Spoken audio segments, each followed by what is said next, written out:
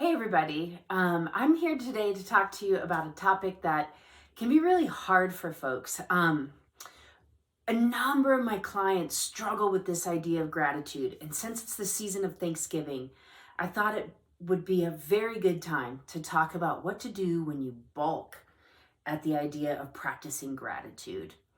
So if you feel a little resistant to practicing gratitude, this might be a good video for you to watch.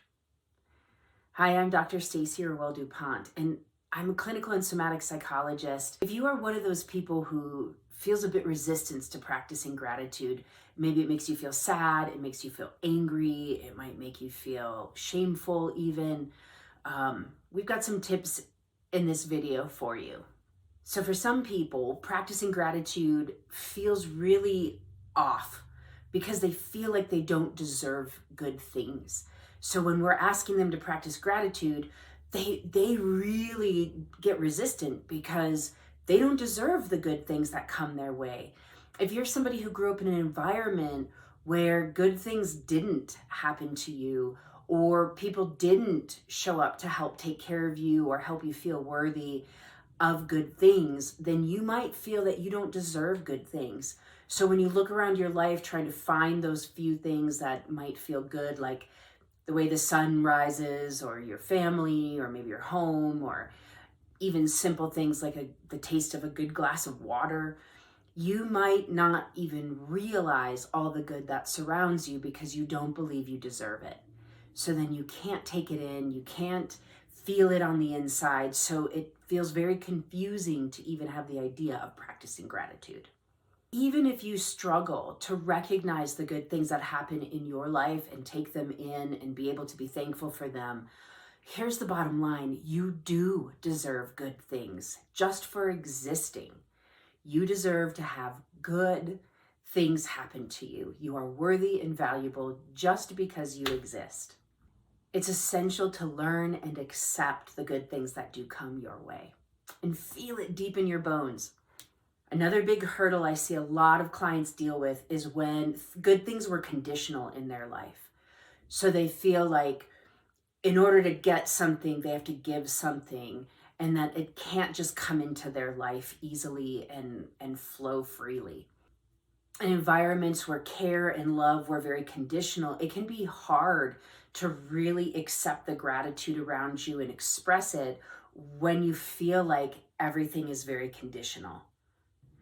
And it's not just you and your belief system, it's part of how you are hardwired, because our genetics and our environment help make up who we are. So if your environment was one that withheld love and care because it was conditional, you could potentially be hardwired to not either feel those things, see those things, get angry when those things come up, especially if you feel like there's strings attached. That may be part of your makeup right now. The good thing is that we change our neurology with all our different experiences. So we change the way the brain processes and categorizes information with new experiences. So you can start having a gratitude practice today, even if it's hard or uncomfortable. As you go through the experience of changing those things for yourself, you will change how you experience the world. Sometimes people are asked to do a gratitude practice when life is really hard.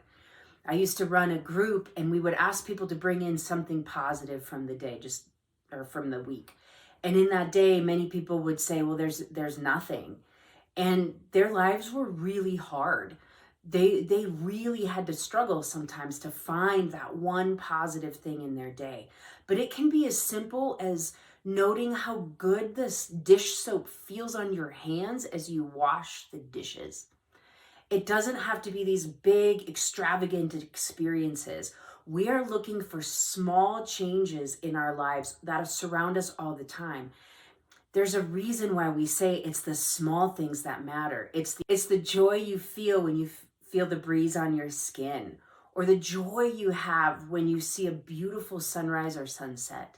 Gratitude doesn't have to be around really big things coming to you. It can be looking for, and often is better for our psychology when we're finding all the little things around our lives. It's like training your brain to look for that silver lining over and over and over. so that you start to see and appreciate all the wonderful things that surround you, even when life is really hard. It's a buffer to those hard days. So it's really important to do. Look for the little things that matter and that help you feel connected to the world around you in a positive way. Another reason people struggle with gratitude is often when we're young, we have something good and somebody takes it away. And so maybe it was intentional and malicious, where somebody would give us something and then take it away just to see us get upset and cry. It might be that we just were in an environment where it was hard to maintain our control or our ownership of something that was good. Maybe we had a lot of siblings, or we had a lot of chaos, or we lost our housing often, and so we were losing our things along the way. And so when good things were happening, somebody was coming in to take it away. It could even be an interpersonal communication where you're telling and expressing something that's positive for you, has you excited, and somebody goes, "Don't get too excited about that. Good things, things will change." They may have been really well-meaning, trying to help you avoid disappointment in the future. However, what they did was rob you of being able to feel that joy deeply and to own it. And of course, they were correct. Things will always change, but it doesn't mean they will change in a negative way. Often we see that kind of patterning when we have family environments, community environments, where there is a lot of fear and there has been a lot of disappointment. And people are trying to be kind to you, to set you up to not feel it, but the reality is they can't. Just in even setting you up, they offer that disappointment. So if you're somebody who has that negative cycle of just looking for and trying to find all of the negative things just to be safe, then it's going to set you up for a life of cynicism. So instead, be realistic. Yes, things will change, and this great feeling I'm having right now might end. And allow yourself to feel and be with that great feeling, to love deeply, to experience your joy fully. And when that sadness and that disappointment come, be able to look back and say, I gave it my all in that moment. And yes, things changed. And yes, I would like it to be different. And in this moment, it's not. That acceptance with the gratitude for what was, along with looking forward to what will become, because you're now training yourself to look for the good things, will help you with that neurochemistry, such as dopamine, serotonin, oxytocin, that will help buffer out those negative emotions, such as disappointment, sadness, anger. Good things are around the corner, because just like the good feeling ended, so will the negative feeling. That sadness, that anger, that frustration, that disappointment, they end too. Because that sound piece of advice, all things change, is true for the negative as much for the positive. So if any of this is hitting home for you and you're feeling like, yes, I completely understand that experience or that feeling, remember you can change. You can make things different in your life. I often see people afraid to embrace the positive because of some of the issues we've just talked about. The feelings of disappointment, it was conditional, they don't feel like they deserve or are worthy of that. And when they start to make those changes, amazing things happen in their lives. So if you're someone who's afraid to feel into the positive things that are surrounding you in your life right now, because you're afraid of fear, maybe bringing up past trauma, maybe bringing up difficult and negative emotions for yourself, it's time to allow yourself to step into the practice of gratitude. And here's some ways that you can do that. So first, remember you deserve good things, no matter what your past is, no matter what you've done in the world, no matter what has happened to you, you deserve good things right now. You deserve good things in this moment. So open up to the little things that are around you that are really positive. From there, you can start opening up to larger things, maybe bigger expectations even, but start with something small and start noticing the small things. Often we're just looking for one thing a day. One thing a day can start that neurology changing and give you different experiences of what it means to really feel like you deserve good things in your life. We are naturally wired to look for the negatives, and it's because the brain just really cares if you stay alive. It doesn't care if you had a good time doing it. It just wants the species to survive.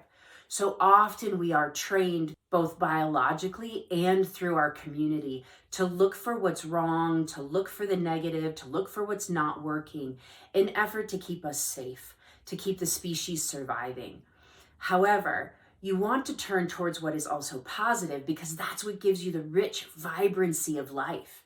It's what makes you feel alive and connected to each moment and experience and those around you. It's what dumps the good chemicals into your physical system and makes the way your brain operates better. So you want to be looking for those positives. Now, I will say for those of you who get really fearful that if you just turn towards the positive, you're just going to be Pollyanna, or you're going to be, an idiot, or you're going to be stupid because bad things will happen. Remember, it's the both and. There will be negative things that happen in our life, and there will be positive things that happen too. Do not ignore the positive just to focus on the negative. Remember, when negative things are happening in your life, that these too will pass. This will change. The one constant in our life is everything changes. So just like the positive feelings may change and you may become disappointed, the negative feelings will change and you may become very joyful, content, peaceful, happy. Another way to really help you start to embrace the feeling of gratitude and joyful living is to let go of conditions and expectations. So if you're somebody who's put conditions on other people, I like you when you do X for me, or you're good when you perform in a way that I want you or expect you to, drop that. It's really annoying to everybody around you that you put the conditions on, and it really actually robs you of good things in your life. Expectations and conditions are really all about you. They have nothing to do with the community around you and the other people. They are all about you trying to get something to happen in your life, control things, feel safe, etc. So if you're putting expectations and conditions out there on your community, you're going to be disappointed. Instead, let go of those. Allow yourself to be free in the moment. Allow people to be who they are, and that allows you to be who you are. You can have your own values and your own opinions about things, but other people can too.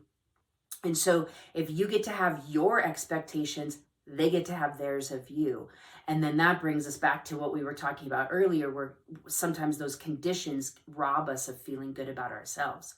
They rob us of those good feelings of joy when things happen because it's so conditional. It doesn't feel real. It doesn't feel authentic. Instead, let go of those conditions and expectations and just live in the present moment. Again, you can have your values and opinions that you live your life by, but allow other people to have theirs. And don't expect them to do that. I once had a professor who told me the only two things you're ever going to treat are the expectations that people put on the world and the expectations the world puts on them. When you can be truly present and accepting to what is happening in this moment right now, just as it is, you're going to live a much happier life, even when it's hard. And I know we've already talked about this one a little bit off and on, but the thing is that when life gets hard, remember it will change. It will always change. And so one of the biggest pieces to us being able to be present to ourselves is allowing ourselves to accept what's happening in the moment, accept help when we need it, ask for it and receive it, as well as just accept what's going on. Because as we can accept what's going on, we may not like it. We may not like any of the choices in front of us.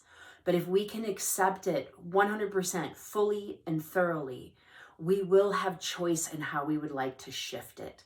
And from there, we will have choice in the action we want to take. And action always helps us get out of negative things. Action always helps us maneuver ourselves into different ways of being. When we take action, we drop anxieties, we can move and shift through negative emotional experiences. And when we can allow ourselves to be present to the moment, we can find those silver linings, even if they're tiny and the majority of the experience is awful. Look for that little thing. It will shift your neurology. It'll change your dopamine. It'll change your serotonin. It'll change your endorphins. And that will help your physical body feel better. When your physical body feels better, you will have more clarity, better concentration, better decision making, which will make the next moment easier. So there you have it. If you're somebody who really struggles to feel gratitude, especially during this season of Thanksgiving, It can be really hard to embrace a lot of the cultural norms or societal expectations around feeling grateful and worthy. But if you're one of those, try some of these ideas. Try to allow yourself to feel worthy and that you do deserve good things. Drop conditions and expectations. And when other people put them on you, just say, no thanks, I'm not interested. Allow yourself to live fully in each moment, knowing that things will change, and live with acceptance of what is in this moment so that you can make choices about what you want in the next moment. If you're struggling with any of this, please reach out to us. Our professionals at Studio B love to help people really find the joy and vibrancy in life through movement and mental health. And we are ready to help you. So reach out to us today. You can contact us at studiob.life and see how we might be able to help you embrace gratitude in your world. Thanks for watching, and be well.